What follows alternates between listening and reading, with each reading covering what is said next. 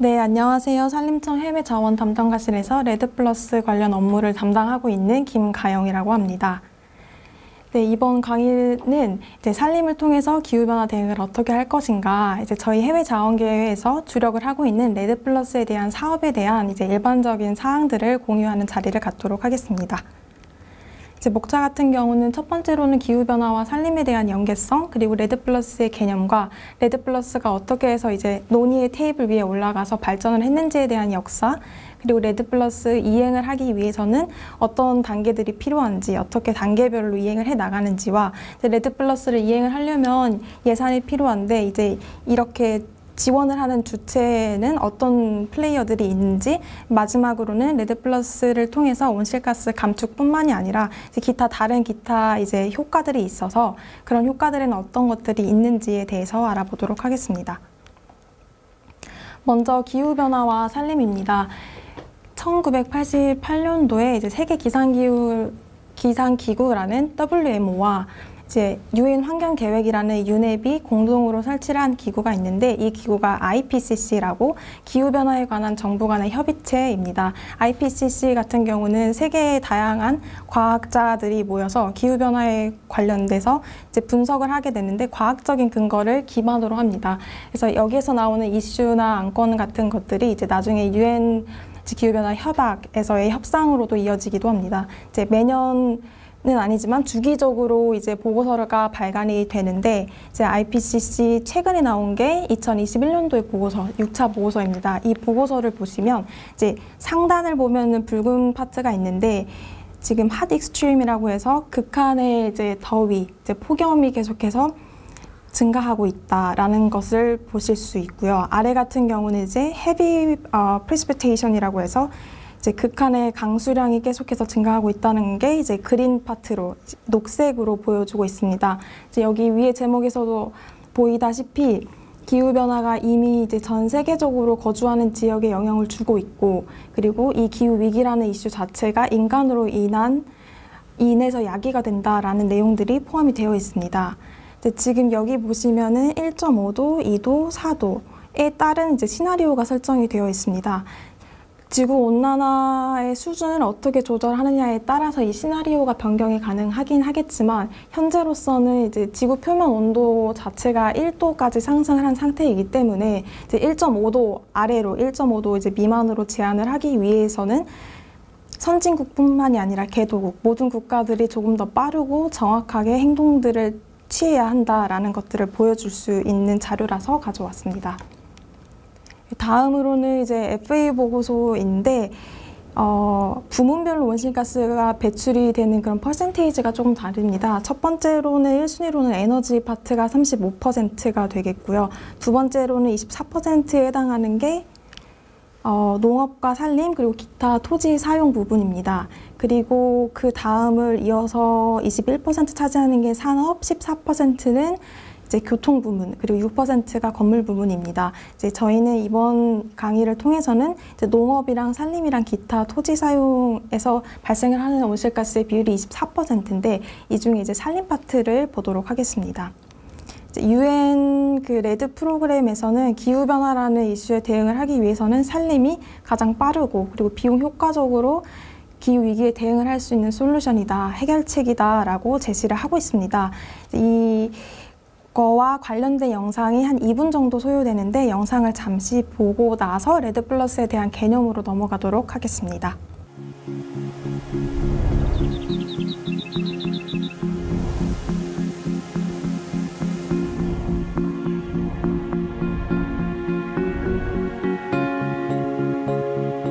Life is better with forests.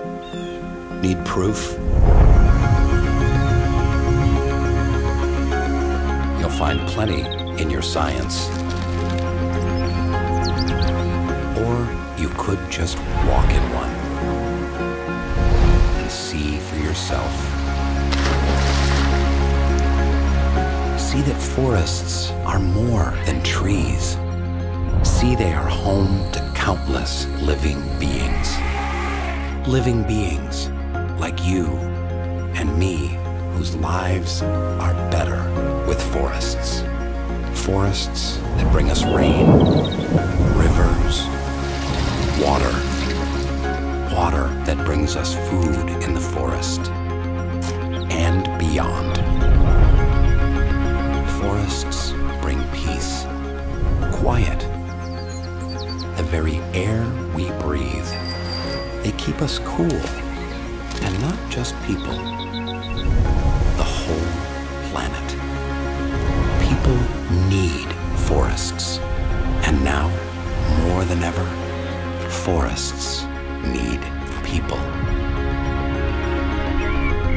Healthy forests absorb and store greenhouse gas like huge sponges.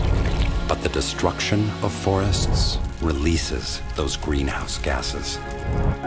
Emissions from destroyed forests are higher than those from cars, trucks, ships, and planes combined.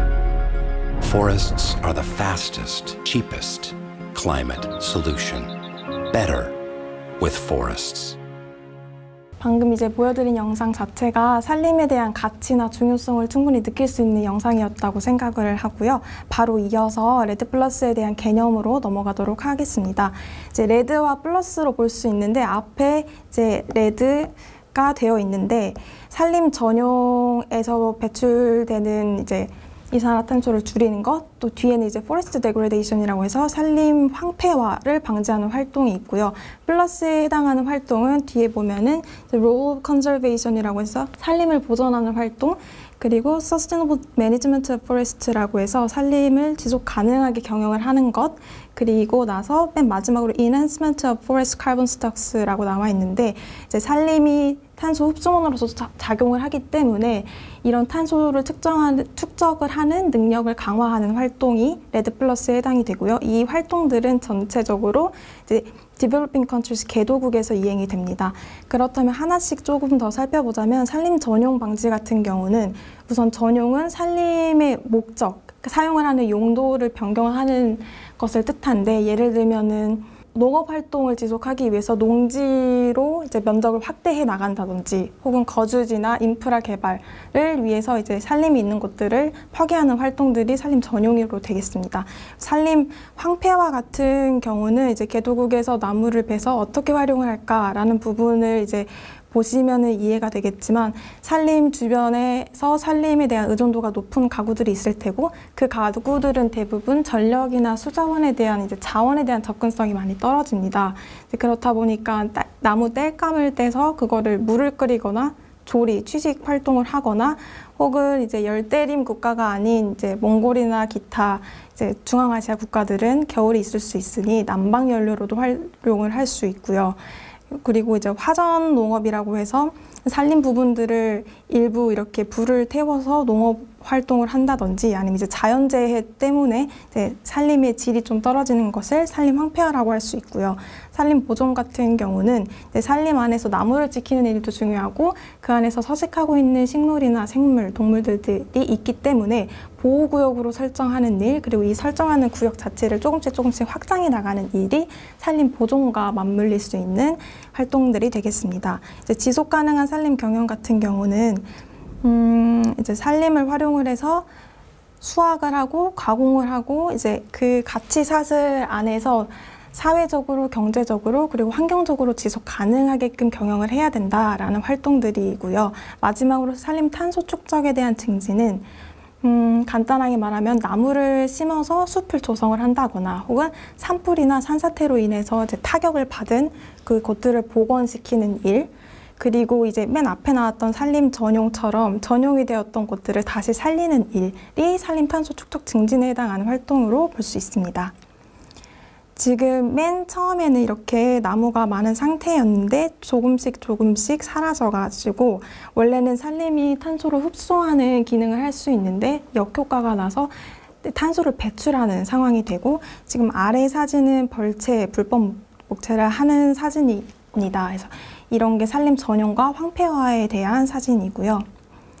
그렇다면 이제 레드 플러스가 어떻게 시작이 됐는가, 어떻게 논의의 테이블 위로 올라왔는지 역사를 짧게 살펴보도록 하겠습니다. 시작은 1992년 브라질 이제 리우 회의인데 이때 좀 다양한 국가의 정상이랑 대표들이 모여서 지구 환경 보전에 대한 문제를 논의를 했습니다.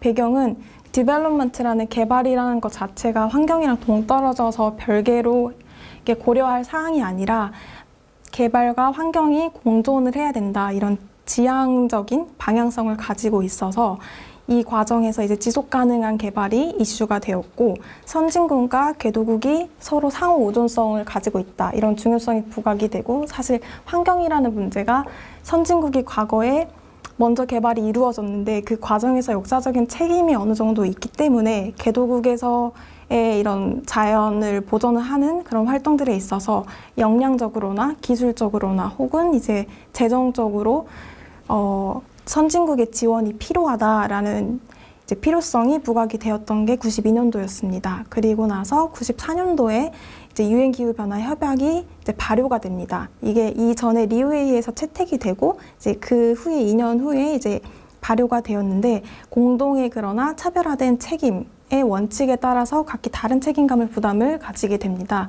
이거는 이제 선진국이랑 개도국이 가지고 있는 좀 상황이나 여건이 각자 다르기 때문에 이런 상황에 따라서 하지만 공통으로 이제 책임감을 가지고 기후변화에 대응을 하자라는 약속의 흐름이고요. 그 다음으로는 이제 2005년도 이제 콥11에서 코스타리카와 파푸아뉴기니 이제 두 개 국가가 레드를 제안을 하게 됩니다.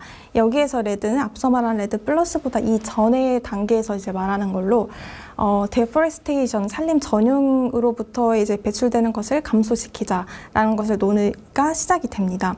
그리고 나서 2007년에는 이 기존의 이제 논의의 선상으로 올라온 레드가 이제 레드 플러스로 의미가 확장이 되고 있습니다. 그리고 나서 2009년 15차 당사국 총회에서는 레드 플러스 이행을 할 때 어떤 것들을 고려를 해야 되는지, 그리고 개도국이 레드 플러스 이행을 했을 때 그 결과물에 대해서 인센티브를 좀 제공을 해야 된다. 이 경우에 이제 선진국이 재정적으로 지원이 필요하다라는 것들이 명시가 되고요. 그리고 나서 2010년에는 칸쿤 합의문이 채택이 돼서 레드 플러스 활동에 대한 범주, 그리고 레드 플러스를 이행을 하기 위해서 4대 조건이 있어야 되는데 그 기반을 어떻게 구축을 하는지, 그리고 이행 단계가 1단계부터 3단계까지 있어서 단계별로 어떻게 이행을 해나가는지와 안전장치 준수가 같이 명시가 됩니다. 2013년도 19차 당사국 총회는 재정 지원 체계, 예를 들어서 이제 인포메이션 허브라고 해서 레드 플러스를 이행하는 국가들이 이 활동을 통해서 이러한 결과물이 나왔다 해서 결과물들이 올라가서 공유가 되는 체계가 이제 이때 구축이 되고요. 총괄 운영 체계 구성 요소와 기능 같은 경우는 개도국이 레드 플러스 이행을 해서 결과 기반 보상을 받으면 그 재원들을 어떻게 활용을 할 것인가, 그 기구를 설정을 하고 기능도 설정을 해야 되는 부분이고, 이제 추가적으로 이제 방법론까지 해가지고 바르샤바 이제 레드 플러스 프레임워크가 완성이 됩니다. 그리고 나서 2015년 이제 콥21에서는 파리협정 제5조의 레드 플러스 자체가 별도로 명시가 됩니다. 그래서 레드 플러스 이행 지원을 위한 촉진, 여기에서도 이제 결과 기반 보상이 함께 들어감으로써 산림, 그러니까 레드 플러스를 포함해서 산림 자체를 활용을 해서 기후변화의 완화에 대응을 할 수 있는 중요한 감축 수단으로서 규정이 됩니다. 그리고 이제 작년 영국 글래스고에서 11월에 개최됐던 콥26입니다. 이제 이전에 15년 파리협정 이후에 한 5, 6년간의 이제 협상을 통해서 드디어 파리협정의 룰북이 완성이 됐고, 그 중에서도 레드 플러스 관련해서 이제 6조를 집중할 수 있습니다. 6조 같은 경우에는 이제 국제적으로 이전된 감축 결과물이 NDC의 활용이 가능하다라는 부분이 이제 확실화되면서, 아래 보시면 이제 6.2조에 이 voluntary basis라고 써 있습니다. 그리고 협력적 접근법인데, 즉 양 국가가 협력을 자발적으로 해서 이 틈을 이제 NDC의 활용이 가능하다. 다만 A라는 국가에서 레드 플러스 이행을 했을 때 그 감축분을 한국에 가져와서 한국의 국가 결정 기여인 NDC로 활용을 하면은 이제 그만큼이 차감이 양쪽에서 되면은 이제 이중 계산에 대한 문제가 있습니다. 그래서 그런 이중 계산 방지를 하기 위해서 상응하는 조정이 같이 나오겠고요. 6.3조를 보시면 이제 맨 마지막에 그 authorized by participating parties라고 나오는데, 결국에는 참여를 하는 해당 당사국이 이렇게 허가가 필수적으로 필요한데 그 허가를 하는 과정 자체도 의무적인 게 아니라 자발적이다라는 부분이 강조가 되고 있는 게 6.2조와 6.3조가 되겠습니다. 그리고 지금 보이는 이 다큐멘트 같은 경우는 이제 파리 협정 6.2조에 대한 이트모에 대한 룰북이 완성돼서 이제 룰북으로 가져온 것입니다. 첫 번째 A를 보시면 감축분이 실제로 발생을 했는지, 그리고 이 감축분이 검증이 가능한지, 추가적인 감축분인지가 나와 있습니다. B 같은 경우는 이제 리덕션과 리무벌, 배출에 대한 감소와 제거, 흡수가 같이 포함이 되고 있고요. C 같은 경우는 이제 이산화탄소 이제 환산톤인데, 레드 플러스 같은 경우는 이제 이 톤 CO2 이퀄리브리움을 쓰기는 쓰는데 6.2조 안에서 이루어지는 이행되는 사업 자체가 레드 플러스뿐만이 아니라 에너지나 에너지 효율이나 다른 프로젝트의 유형들이 있기 때문에 이제 그런 프로젝트 같은 경우는 이제 측정 단위가 이제 비이산화탄소가 될 수도 있기 때문에 이 내용을 같이 담고 있는 게 C고요. D 같은 경우는 앞서 말씀드렸던 6.2조와 6.4조에서 언급됐던 것처럼 이트모가 NDC를 달성으로 이제 쓸 경우에는 자발적으로 협력적 접근법을 취한다. 이 경우에는 참여를 하는 당사국들의 허가가 필수적이다라는 부분이 강조된 게 D 부분입니다. 이 부분은 이제 이트모로 활용이 가능한 감축분은 그러면 어떤 감축분이나 21년도 이후에 발생한 감축분을 이트모로 활용할 수 있게 되겠습니다. F 같은 경우는 이제 이트모를 활용을 할 때 NDC 이외의 국제 감축 목적으로 활용을 하거나 혹은 이제 other purpose라고 해서 기타 목적인데 최초로 이트모가 이전이 됐던 그 시점에 당사국이 허가를 합니다. 어떤 식으로 허가를 하냐면 이거는 기타 목적으로 활용을 해 라고 했을 때 허가하는 게 이제 기타 목적입니다.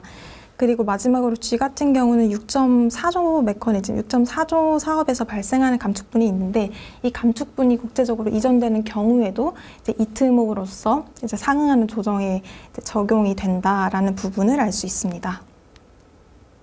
다음으로는 레드 플러스를 이행을 하기 위해서는 이제 개도국에서 이행이 된다고 했는데 개도국이 4대 기반 구축을 해야 합니다. 첫 번째 같은 경우는 이제 국가 전략 혹은 행동 계획입니다. 그러니까 국가 수준으로 어떤 기관의 산림 전용이나 황폐화가 발생을 했는데 이거에 대한 원인은 무엇이지? 라는 분석이 들어가야 하고요. 토지 소유권이나 거버넌스, 레드 플러스 이행을 하고 결과 기반 보상을 받고 이러한 기능을 어떤 식으로 조직적으로 체계적으로 갖추는가, 거버넌스도 들어가고 젠더나 안전장치 그리고 이해관계자가 다양하기 때문에 그들의 좀 더 포용적인 참여에 대한 내용이 들어가게 됩니다. 이제 지금 여기 옆에 보시면은 이게 말레이시아가 제출한 그 내셔널 스트래티지 국가 전략인데 여기 1.4번에 보시면은 1990년도에서 2014년 사이에 산림 피복에 대한 변화가 있습니다. 그 아래 보시면은 이제 산림 전용에 대한 요인과 산림 황폐화에 대한 요인이 있습니다. 옆으로 가시면은 여기 위에 있었던 거버넌스가 이쪽에 들어가게 되고요. 다양한 이해관계자가 있었다고 했는데 이제 말레이시아 같은 경우는 정부와 시민사회 그리고 토착민과 지역 공동체, 민간 부문 그리고 이제 연구와 교육 쪽이니까 학계 쪽까지 포함이 되고 있고요. 그 아래는 이제 MRV라고 해서 이제 측정하고 보고하고 검증하는 파트가 있습니다. 이 옆에는 앞서 말씀드렸던 플러스에 해당하는 활동들 그리고 전용이랑 황폐화에 대한 방지 활동들이 담겨져 있습니다. 그 바로 아래는 이제 안전장치라고 해서 천연림을 보존을 하고 생물 다양성을 보호하는 것 그리고 그 아래로는 이제 토착민과 지역 공동체의 지식이나 권리를 존중해 주는 것들이 포함되고 있고요. 마지막으로 조금 다른 부분들은 지속 가능한 재원을 넣었습니다. 말레이시아는 지속 가능한 재원을 어떻게 확보를 하느냐에 대한 해결책은 이제 민간 부문에 대한 많은 참여, 그래서 그 참여율에 대한 이제 타겟 퍼센테이지가 언급이 됐었던 게 이제 말레이시아 국가 전략이 되겠습니다. 여기서 조금만 더 살펴보면 1990년도에서 2014년도에 5%가 산림 피복이 감소가 되었습니다. 그러면 이제 연간으로 계산을 했을 때는 약 0.33%의 산림 손실이 있었던 거고 이게 지금 구간마다 다르기는 한데 특히 이 구간 90년부터 2000년 이 사이에 산림 손실이 조금 더 많이 이루어졌다라는 것을 확인할 수가 있습니다. 그 다음에는 이제 산림 전용에 대한 요인이고 그 다음으로는 산림 황폐화에 대한 요인입니다. 전용에 대한 요인은 앞서 말씀드렸던 것처럼 정착지나 뭐 인프라, 예를 들어서 고속도로나 이제 가스 파이프라인 아니면은 저수지 그리고 이제 송전선 같은 것을 개발을 하기 위해서 이제 전용이 되는 요인들을 파악을 할 수 있고요. 아래 나오는 황폐화 같은 경우는 산림 파편화 그리고 이제 소유권과 같은 거버넌스에 대한 이슈로 연결이 됩니다.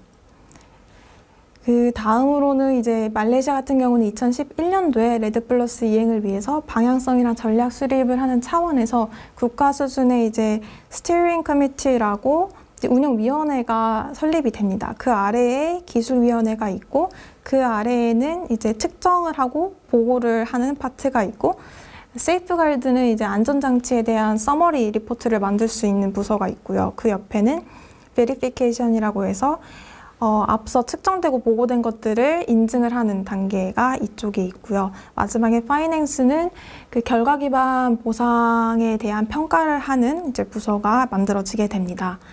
다음으로는 두 번째로 이제 구축을 해야 되는 기반은 산림 배출 기준선입니다. 과거의 일정 참조 기간, 예를 들면 10년, 15년.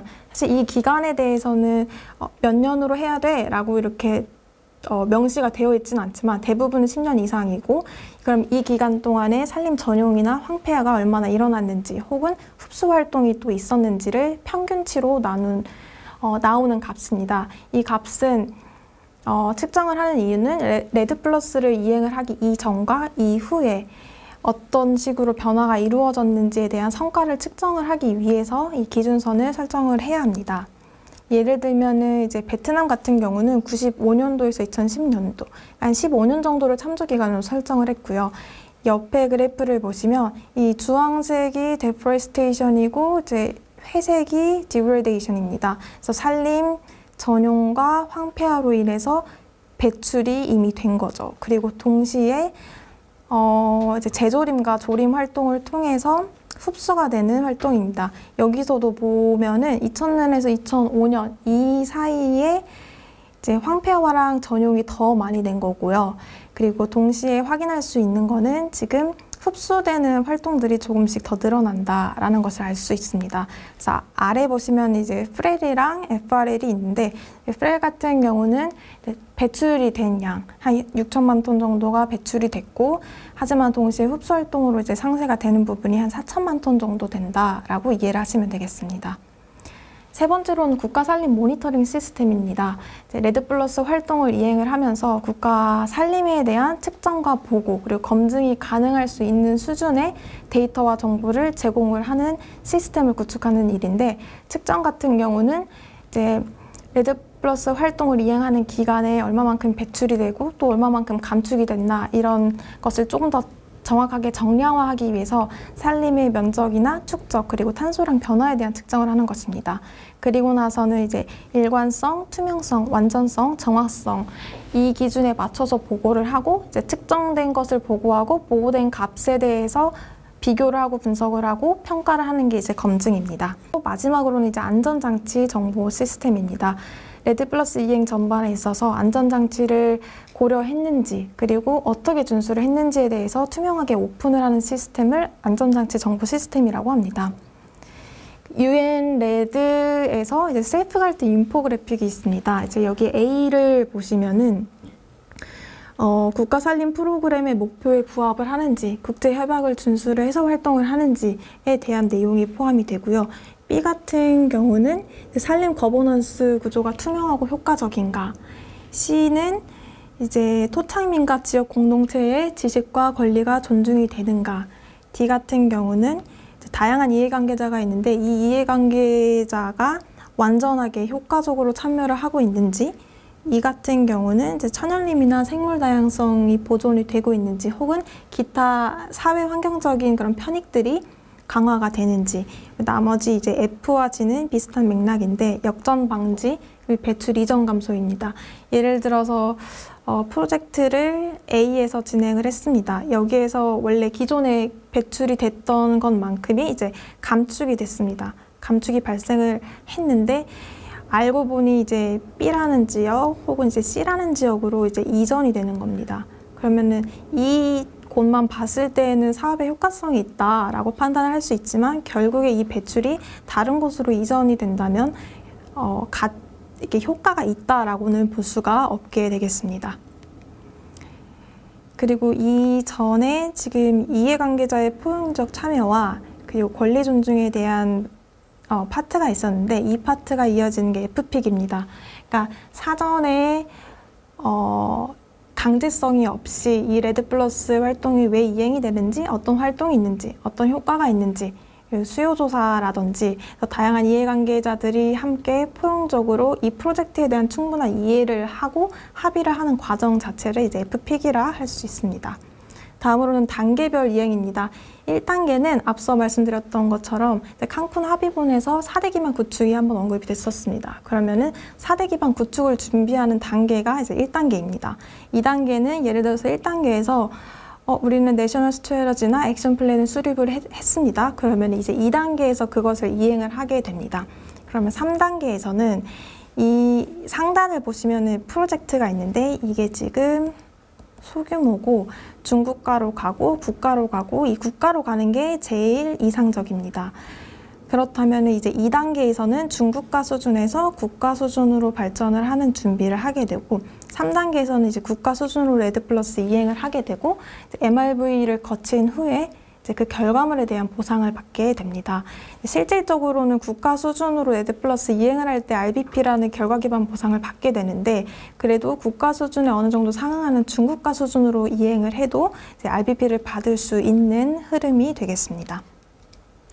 앞서 말씀드렸던 4대 기반 구축에 대한 현황을 확인을 할 수 있는 플랫폼이 있습니다. 이제 구글에 UN 레드 웹 플랫폼이라고 치시면 이제 이 홈페이지가 나오는데 홈페이지 상단에 인포 허브가 있습니다. 인포 허브를 누르시면 이제 여기 상단에 쭉 컨트리가 아예 쭉 리스트업이 되어 있는데 레드플러스 이행을 했고 이 이행을 통해서 이만큼의 결과가 측정이 됐다 해서 결과에 대한 리스트업을 확인할 수 있는 게 인포 허브고 옆에 있는 서미션 버튼을 누르면 이 옆쪽에 이제 파란색으로 표시가 되어 있는 국가들이 이 플랫폼에 이제 자료들을 업데이트를 하는데 이 서미션을 누르면은 예를 들어서 아까 보여드렸던 말레이시아나 베트남을 누르면 이 국가가 국가 전략을 수립을 했는지, 프레를 제출을 했는지, 세이프가이드 서머리 리포트가 올라왔는지 이런 4대 기반 구축에 대한 현황을 확인할 수 있는 플랫폼이 되겠습니다. 다음으로 그렇다면 산림청이 레드플러스를 어떤 유형으로 이행을 하고 있는지를 살펴보도록 하겠습니다.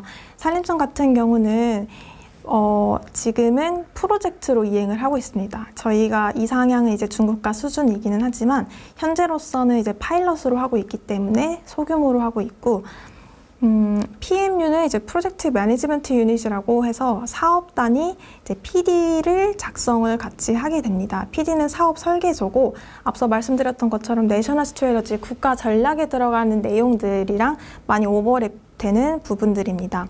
그래서 라오스 같은 경우는 지금 PD 작성을 하기 위한 단계에 있고요. 이렇게 해서 사업 설계서가 작성이 되면은 이거를 제3자 검증 기관에 이제 리뷰를 받게 됩니다. 그리고 나서 이제 베라라는 홈페이지에 등록이 되게 되고 여기 의견 포스팅이 있는데 한 약 2달 정도 소요가 되고 이 개발된 PD가 등록이 되면은 이 2달간은 오픈이 되기 때문에 누구나 이 PD를 읽을 수 있고 코멘트를 줄 수 있고 뭐 이의를 제기한다거나 이런 활동들이 2달간 이루어지고 이 2달 동안에 어떤 피드백이 있으면 그 피드백에 대한 대응을 해야 합니다. 그래서 대응도 완료가 되면은 이제 검증이 완료가 되고 이제 이 PD에서 작성된 활동들이 계속 이행이 되겠습니다.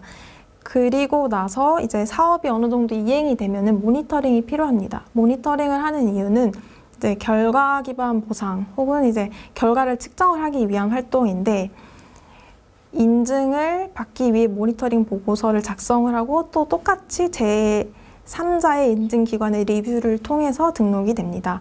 그렇게 하면 이제 Verify Carbon 유닛이라고 해서 VCU가 확보가 되고 캄보디아 같은 경우는 이제 확보된 VCU를 판매를 하는 단계까지 오게 되었습니다. 지금 현재는 캄보디아, 미얀마 그리고 라오스, 이 아시아 메콩 지역 인근에 있는 국가들에서 레드 플러스가 이행이 되고 있는데 캄보디아는 15년부터, 미얀마는 16년부터, 라오스는 18년부터 이행이 됐습니다.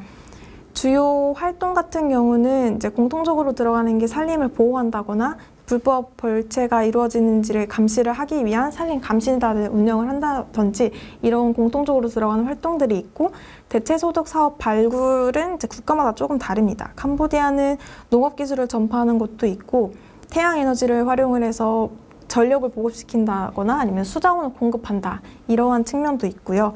생물 다양성 보존도 있고 미얀마 같은 경우는 이제 대나무 공예 를 해서 대나무를 이제 수확을 하고 가공을 하고 생산품을 만들어서 시장에서 판매를 함으로써 지역 주민의 이제 생계를 조금 더 개선시킬 수 있는 방안으로 되어 있고요. 쿡스토브 보급도 이제 땔감에 대한 채취 그 비율을 좀 더 줄이고자 쿡스토브 보급을 통해서 이제 이거는 보건적인 문제도 이제 해결할 수 있는 그런 활동들도 같이 이루어지고 있습니다. 라오스 같은 경우는 앞서 말씀드렸던 것처럼 이제 사회경제조사가 작년에 이행이 됐고 올해는 이제 종다양성 조사가 이행이 될 예정입니다. 주요 활동은 아직은 시작 단계라서 조금씩 디벨롭하는 관계고 이제 주요 활동으로는 이제 생태 관광 사업 발굴에 대한 이제 타당성 조사가 이행되고 있는 중입니다. 이제 첫 번째 사진 같은 경우는 사업 지역에 대한 경계를 표시하기 위해 표주를 설치하는 작업. 여기는 이제 사회 경제 조사를 하기 위해 관련된 이해관계자를 만나고 이거는 이제 캄보디아에서 태양 에너지를 활용을 해가지고 충전을 하는 센터가 있고요. 옆에서는 쿡스토브 보급을 하는 활동이 있고 그리고 농업기술 전파하는 사진이 있고요. 그리고 산림 감시단 활동을 통해서 이제 불법 기기 같은 것을 압수하는 장면이 있습니다. 그러면 레드 플러스 지원을 하는 주체에는 어떠한 주체들이 있을까라고 했을 때 정부랑 국제기구 그리고 민간이랑 정부가 같이 들어가는 세 가지 파트로 준비를 했습니다. 노르웨이 같은 경우는 2008년에 노르웨이 정부가 설립을 한 니피라는 국제기후 산림 이니셔티브를 통해서 열대림 보호를 위해서 한화로는 한 4천억 정도를 지원을 하겠다라고 공약을 했고 노르웨이 니피 같은 경우는 이제 이 공여금을 모을 때 양자, 다자, 시민사회 등 좀 채널을 다양하게 활용을 해서 조성을 하고 지원을 하는 흐름을 가지고 있습니다. 양자협력 파트너십은 9개 국가가 있고요. 다음으로 이제 독일 REM은 2011년도에 설립이 됐고 독일 재건은행에서는 재정 지원을 하고 있고 독일 국제협력공사에서는 기술이나 역량 관련돼서 이제 배양을 하는 것들을 지원을 하고 있습니다. REM이 좀 활발하게 이루어진 국가들은 브라질 아크레랑 에콰도르 그리고 콜롬비아 이제 아마존 지역이 해당하겠습니다. 그 다음으로 일본 JCM입니다. 양자 협력을 기본으로 해서 개도국의 저탄소 기술 혹은 시스템, 인프라 등을 통해서 기후 변화에 대응을 하고 또 이제 해당하는 개발도상국의 지속 가능한 개발에도 기여가 됩니다. 동시에 이제 일본 자국의 감축 목표를 어디셔널로 달성을 하게 되는데 양자협력 파트너십이 굉장히 많습니다. 그중에 라오스랑 인도네시아를 굵게 표시한 이유는 여기에서는 이제 레드 플러스가 이행이 되고 있습니다. JCM 프로젝트 같은 경우는 레드 플러스만 이행하는 게 아니라 이제 기타 에너지 등등 다른 사업을 통해서도 온실가스가 감축이 되고 있기 때문에 여기에 나온 이제 다른 국가들에서는 이제 그런 다른 유형의 사업이 같이 이행된다고 보시면 되겠습니다. 국제기구의 지원을 살펴보면 첫 번째로는 UN 레드 프로그램입니다. 2008년도에 설립이 돼서 이제 UN 식량농업기구인 FAO랑 UN 개발계획인 이제 UNDP 그리고 UN 환경계획이 UNEP이 3개의 기구가 주축으로 이루어져 있고 65개의 파트너국을 지원을 하고 있는데 이제 레드니스 단계, 준비 단계에 대한 지원이 많이 이루어지고 있습니다. 다음으로 녹색기후기금은 2010년도에 설치가 됐지만 이제 레드 플러스에 대한 결과 기반 보상뿐만이 아니라 준비를 하고 이행을 하는 이제 3가지 단계를 다 지원을 하고 있습니다. 그래서 2013년도에서 2018년도까지 이행된 레드플러스 사업에 한해서 결과 기반 보상을 지원을 하고 있습니다. 승인된 국가를 보시면 좀 중난민 국가에 많이 치중되어 있는 것을 보실 수 있습니다. 마지막으로 이제 산림탄소협력기구입니다. 이제 이거는 세계은행의 하에 있는 건데 2008년에 정부랑 민간 그리고 시민사회 그리고 이제 국제기구나 토착민 등으로 구성이 된 글로벌 파트너십입니다.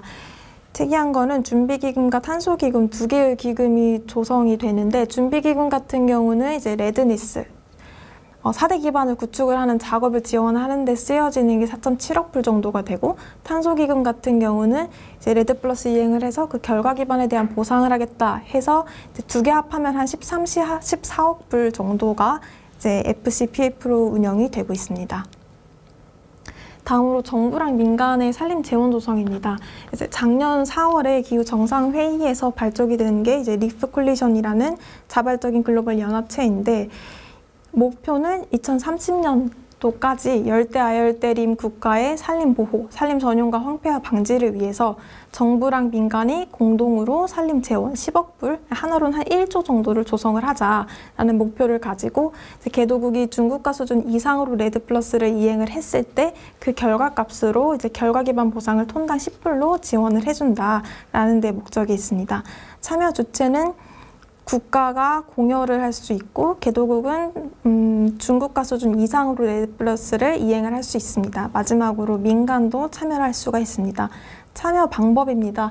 국가가 참여할 수 있는 방안은 이제 하나밖에 없는데 무상으로 결과 기반 보상금을 제공을 하는 겁니다. 때문에 NDC 달성에는 활용이 되지 않습니다.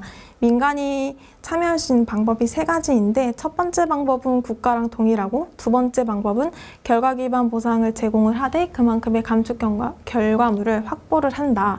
그리고 이제 마지막으로는 결과 기반 보상을 제공을 하고 감축 결과물을 확보를 하는데 참여국이 만약에 상응하는 조정에 대한 의지가 있다 할 경우에는 이제 민간 기업이 가지고 있는 의무 감축 목표 달성에 활용이 가능하게 됩니다. 이제 3번 같은 경우에는 상응 조정이 여기에는 지금 안 되어 있지만 이제 파리협정 6.2조에 따라서 상응 조정이 이제 기타 목적으로 되게 된다면 자발적인 감축 목표와 의무적인 감축 목표 모두가 이제 해당이 되기 때문에 이 부분들은 추후에 동향을 조금 더 파악할 필요가 있을 것 같습니다. 리프 콜리션에 참여를 확정한 국가는 미국, 영국, 노르웨이 3개 국가입니다. 참여를 하는 기업 같은 경우는 미국, 영국, 스위스, 독일, 스페인 등에 소재한 19개 다국적 기업이 이미 참여를 확정지었습니다. 이제 마지막으로 레드플러스에 대한 기대의 효과입니다. 레드플러스를 이행을 해서 온실가스 이제 감축분이 나올 텐데 그것들을 국가 결정 기여인 NDC 달성에도 활용이 가능합니다. 그리고 레드플러스 이행을 하는 국가의 입장에서는 이제 조건이 달리긴 하겠지만 중국가 수준 이상으로 이행을 했을 경우에는 그 해당의 감축 결과물에 대해서 보상을 받게 되는, 인센티브를 받게 되는 이제 효과가 있고 마지막으로는 비탄소 편익이 발생을 합니다. 생물 다양성이 보존이 된다든지 생태계 서비스가 증진이 된다든지 대기 환경이나 보건 개선, 앞서 말씀드렸던 이제 캄보디아에서 농업 기술을 전파를 한다거나 이제 미얀마에서 쿡스토브를 보급을 한다거나 혹은 이제 라오스에서 생태 관광 사업을 발굴한다거나 이런 활동들 자체가 그 지역 주민의 삶의 질을 개선시킬 수 있는 그런 방법이기 때문에 그러한 이제 액티비티로부터 나오는 비탄소 편익이 있습니다.